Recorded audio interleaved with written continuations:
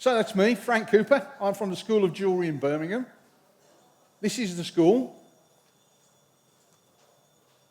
It's on a street in the centre of an area in Birmingham known as the Birmingham Jewellery Quarter. There are dozens and dozens and dozens of manufacturing jewellers, retail jewellers, all sorts of associated industries. And quite literally, over the road from the school is Europe's largest bullion supplier, a company called Cooks & Gold, part of the Heimer and Merle Group.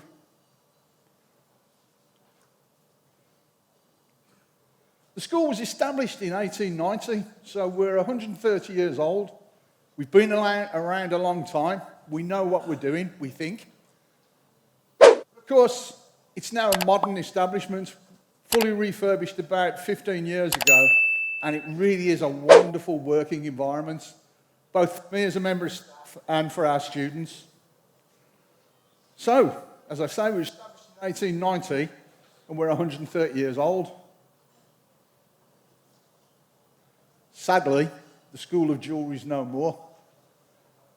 From the 1st of January 2020, we have a new name.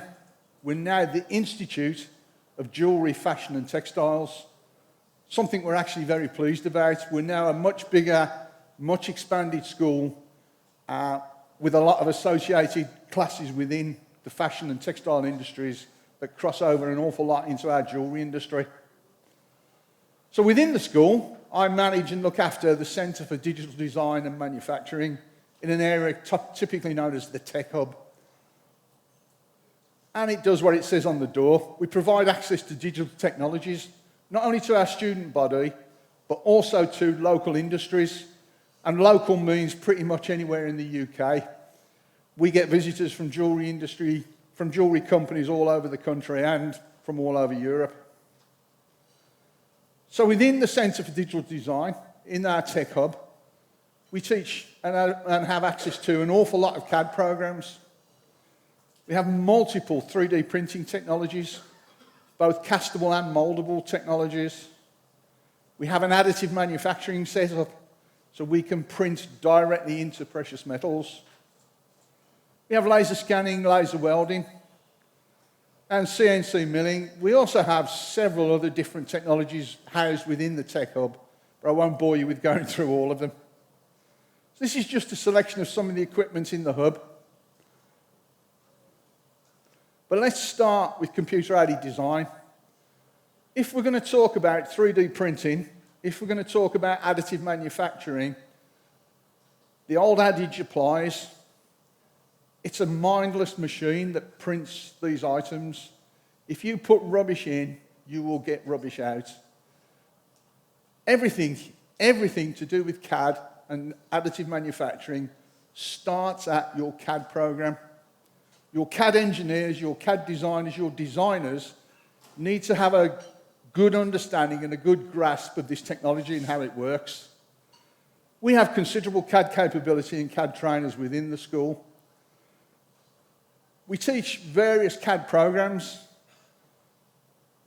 And what I'm going to do here is very quickly skip through those programs. You'll have two other presenters later today or tomorrow who are going into more detail about CAD design. And I'll leave it up to them to go and drive down into that exquisite detail of designing in CAD for 3D printing. So one of the basic programs is Nurbs Modeling. And we have access to Rhino, Matrix. Matrix at its core has Rhino. You have to have the Rhino program to make the Matrix program run. 3Design, or it used to be called 3Design Dual, Dual CAD, and JC Dream. Rhino is the most popular. It's the most popular with our students because it's quite easy to use, quite easy to learn, and it's actually quite cheap for them to buy when they graduate if they're going to set out in business on their own. Rhino 3D, so it's, as I say, relatively inexpensive. It's upgradable. It's absolutely got hundreds and hundreds of bolt-ons that you can add on that increase the usability of the basic program. It can handle most file types. You can put all sorts of files into it and it will deal with them happily and adequately. And it will run on virtually any PC or Mac A lot of the other CAD programs have all sorts of problems if the hardware isn't compatible with the latest version of the software. So Matrix, as I spoke about, it runs with Rhino in the background, easy to use, lots of builders and macros. It's very good for projecting stone setting and creating stone set files. It has a built-in render package. This is the go-to program in the UK if you want a good rendered image to show to your customer of what the product's probably going to look like when it comes off the machine. We also have JewelCAD. This is an old boy. It's been in the industry for a very, very long time. I've been in the industry about 20 years, and it was there before I started. There are newer versions available, but version 5, one of the very original ones, is still widely used. It's very non-technical. Quick to learn, easy to use, but the STLs, the file you put into the printer, are rubbish. Absolute rubbish. You have to convert them to a sliced file. Again, that's a technical aspect that I'm sure somebody else will go into for you. 3D design, it's parametric. You can go backwards and put things right without losing your place in the parametric tree. It's got good rendering, with options for even higher quality rendering. But again, that comes down to the quality of your computer and the time it takes to render a good image can sometimes be quite horrifying.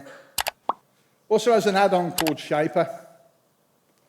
Surface subdivision modeling, again, something we get quite heavily involved in, again, for creating good files for the printers, particularly our additive manufacturing metal printer. So amongst those different programs, T-splines, which is a bolt-on to Rhino, sadly, the support for T-splines has just been dropped. So at some point in the next 3 to 5 years, it will drop off because there'll be no further support for it.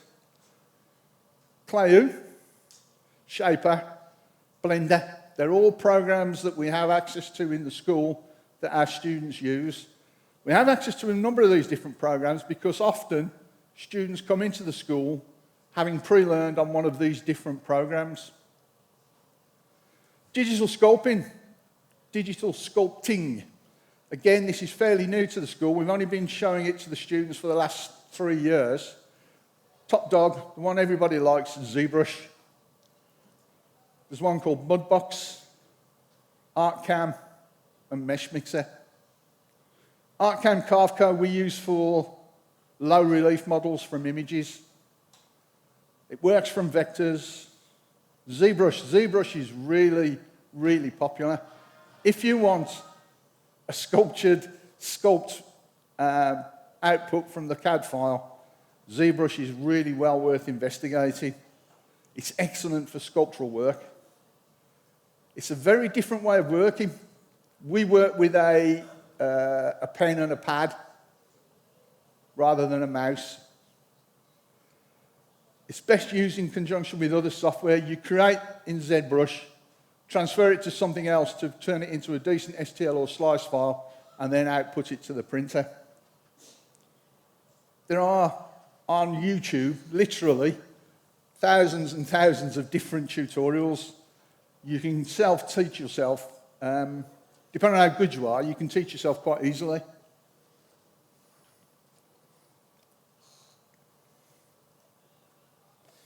So we have loads of different 3D printing technologies available in the school. You can see some of them here on this image. We have high-end, expensive, typical stuff that you would find in a manufactory, and low-end, relatively inexpensive stuff you might find in a small workshop or within an individual person's workshop. But again, here's an assortment of outputs from our different 3D printers. And I'll go into those with a bit of detail in a moment. There are a very large number of printers available to the jewellery industry, available at all sorts of price points. If you're thinking of investing into 3D printing, you need to check, and research. Don't be driven by looking at the cheapest. And I'll go into some of the reasons why the low-cost ones are low cost. So some of the specific 3D printing technologies I'm going to talk about: printing directly into wax on a solid-state machine, which is quite an industry standard. Directly into resins, multi-jet printing, digital light processing, and stereolithography. And of course, I'll finish with additive manufacturing, selective laser sintering, direct metal laser sintering. It has all sorts of names. Basically, it's talking about printing directly into metal, into precious metals. So direct wax, the solid-state machine, strangely, it uses both additive and subtractive technology. Additive manufacturing basically means you start with an empty space and you fill it with something, you add something to get the product you want. Subtractive means you start with a block of material and you cut it away until it arrives at the size and shape you want it to be. This machine, oddly, combines the two.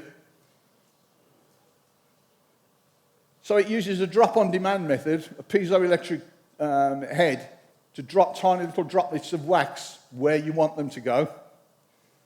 But as you can see in that schematic there, where you've dropped wax onto a surface at a microscopic level, it's very uneven. So what this machine does is it has a milling head that then comes across and mills it dead flat before you print the next layer on. So this is a little video clip of our solid-state machine at work. So what it's doing at the moment, it's vectoring around, laying down the wax prior to the milling process.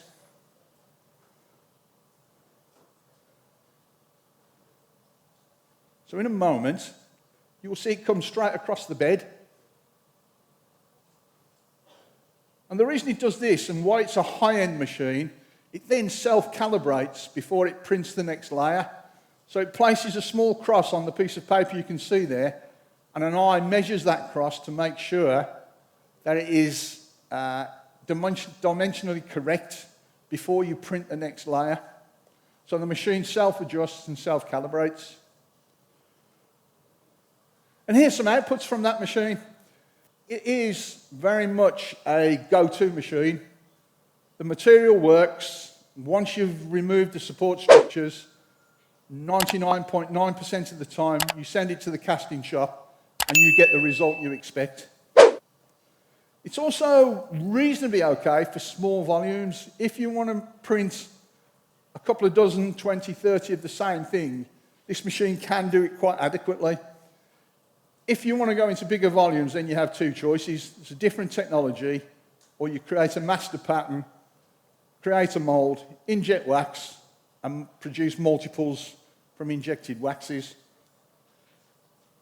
Very good for small product runs. So let's have a look at a multi-jet system. Again, this is a system we have in the school. It prints directly photopolymeric castable resin. Photopolymeric simply means it's a polymer. If you shine a light of the right frequency on it, it solidifies and becomes a solid. Prints are able to be used in the typical jewellery manufacturing process. You don't have to change the burnout parameters. Support materials are dissolved in a solvent. This is almost like getting into chemistry within the jewellery industry then. You have to have the right sort of solvent at a very carefully controlled temperature, and you have to be able to agitate it. But here's some typical outputs from a project. But what it's good for is slightly bigger volume.